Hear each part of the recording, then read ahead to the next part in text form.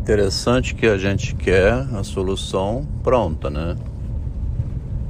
E não ter que construir a solução. Parece uma dicotomia, porque você gostaria de cortar o cabelo, mas não quer aquelas pessoas que cortem o cabelo à moda como eles sabem. Mas você não sabe cortar o cabelo. Falando do cabelo de brincadeira aqui, mas teve um médico em Vitória, o Dr. Jules, que queria ter neném, não conseguia, era médico.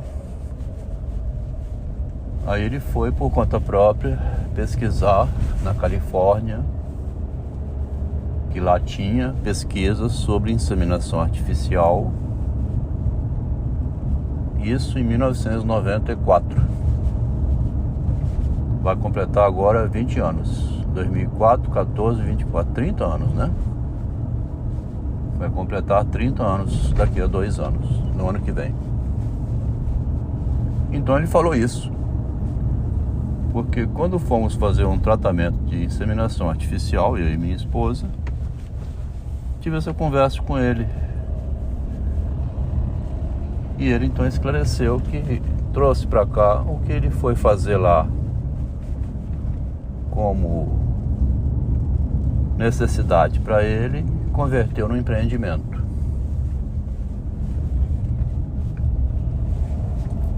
Fui fazer tratamento psicanalítico querendo que me tratassem. Fiquei 13 anos indo.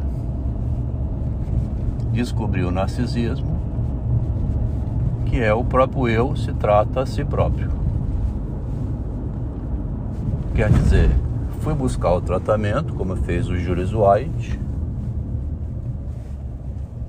e me tornei empreendedor do tratamento.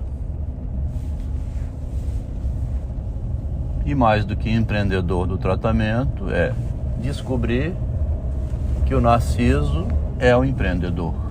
Desde criança, de 5 anos de idade, o Machado mostra como que o menininho Plácido era empreendedor de si mesmo. Mesmo o pai brigando com ele foi de novo lá. Agora ele foi de modo alucinado, né? E como o Machado quer mostrar como que o outro não consegue, e ao mostrar como o outro não consegue, ele percebe a dificuldade de conseguir.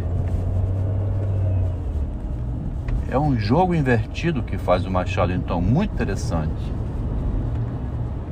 Porque ele mostra como que o Plácido, no futuro, não conseguia atravessar, né, o muro, como ele diz, né? Tem um muro que separa. O Jacques Lacan chama de muro da linguagem. A linguagem cria um muro pela dificuldade de uso dela. O que Kierkegaard reconhece nessa linguagem, né? Nesse modo de falar, um muro também na linguagem, porque o que a pessoa fala pode se voltar contra ela. Então a própria situação é sempre na lei do retorno, como agora também estão falando, né? A lei do retorno é o que você faz retorna sobre você.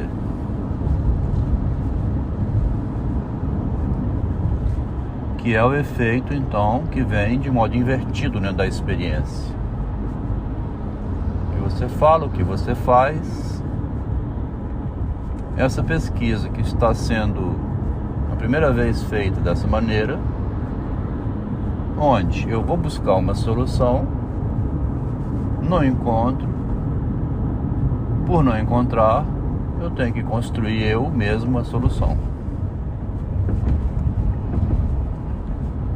Esse raciocínio aqui agora veio também de uma busca, porque eu estou procurando uma agência de divulgação cultural que faça contato, né, com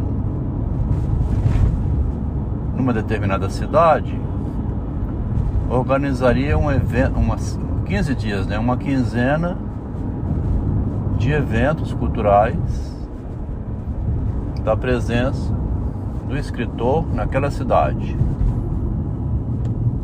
Aí ele iria na biblioteca pública, iria numa universidade, iria em algum outro local, né? No Sesc da cidade, o Sesc Cultural. O Sesc Cultural sempre tem uma agenda para divulgação cultural, né? Aí eu conversando sobre isso com uma moça que está me ajudando no marketing, ela falou: você não pode querer ter um agente cultural em cada cidade. Você precisa de um agente, como tem os empreendedores, os empresários, assim, os empresários não, os músicos, né, as bandas de rock. Como tem pessoas importantes das celebridades, né, que contratam alguém que faz o contato local a partir de um único ponto de partida. Meu argumento contra ela foi: isso exige conhecimento local da sociedade da cidade, contato com pessoas que não sejam contatos virtuais. É claro que alguém que agencia a vinda da Liz Regina, do Caetano Veloso, né, aqui em Vitória, é uma agência de fora da cidade, é uma agência única daquele cantor. Mas não é não, aqui em Vitória também tinha um agente assim, né, divulgador cultural, que fazia esse trabalho. Era o César Palhares Eventos. De vez em quando anunciava que ia vindo do Roberto Carlos, patrocinava assim, vendia ingresso, aquele mega evento, né? Mas eu não estou me referindo a esse nível que é gigante também, custoso, né? Eu imagino que em Curitiba deve ter alguma pessoa que articula contato com os espaços culturais da cidade, organizando alguma agenda que seria possível então contatar essa pessoa. Agora, voltando ao contrário, como o Julius White, que foi para a Califórnia com a esposa, né, para fazer um tratamento para a gravidez dela, e acabou importando para Vitória uma agência de gravidez in vitro que tem 30 anos que está funcionando, posso acabar eu mesmo fazendo esse papel de agente. Como? Contactando o Sesc de Curitiba, a Biblioteca Estadual, né, ou Municipal de Curitiba, algumas oportunidades dentro da universidade, por algum recurso, né, pelo telefone, por e-mail, concentrando isso numa ida única a Curitiba, que me consumiria uns 15 dias, estando na cidade. Teria que agendar a partir daqui. Estamos em junho, né? Vamos dizer então para outubro, de maneiras que naquela quinzena, agendando desde agora, encontrasse espaços vagos na agenda local de lá e fosse cavando isso. E naqueles 15 dias de outubro estaria na cidade fazendo essa divulgação pessoalmente, e aí então, já estando no local, né, ampliar esses contatos para uma outra ida num futuro adiante. Porque estando no local, você vai visitar lá, por exemplo, Ópera dos Arames, né? Enfim, Oscar Niemeyer, ao museu. Pega esses agentes que existem nessas instituições, o contato externo, né, da instituição. E tem pessoas nesses locais que fazem mediação com a mídia, né, com jornais, televisões, etc. E contactando, amplia para outras situações futuras. Digitei aqui no Google divulgação cultural na cidade, entre aspas, de Rio de Janeiro, né? Rio de Janeiro, divulgação cultural.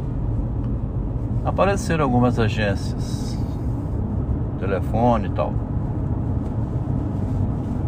Mas se eu for conversar aqui com elas, aí volta igual a história do barbeiro lá no início.